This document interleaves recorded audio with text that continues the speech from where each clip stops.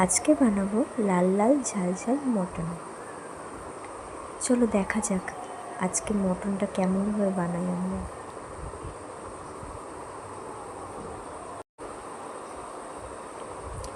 কড়াইতে তেল দিয়ে আলুগুলো ভেজে নেব।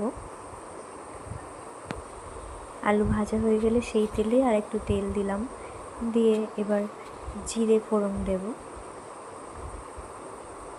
দিয়ে দিলাম পেঁয়াজটাকে ভালো করে ভাজা করে নেব।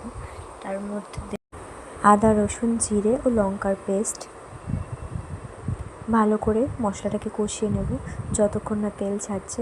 এবার স্বাদ মতো লবণ নিচ্ছি, সামান্য হলুদ, কালারের জন্য একটু লঙ্কার গুঁড়ো দিয়েছি, কাশ্মীরি লঙ্কার গুঁড়ো।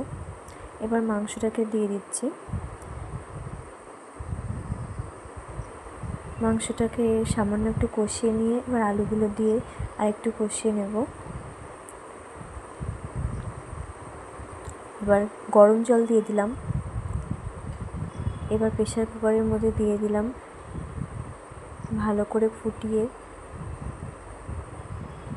নামানোর আগে একটু গরম মশলার গুঁড়ো। আমাদের মটন কষা রেডি।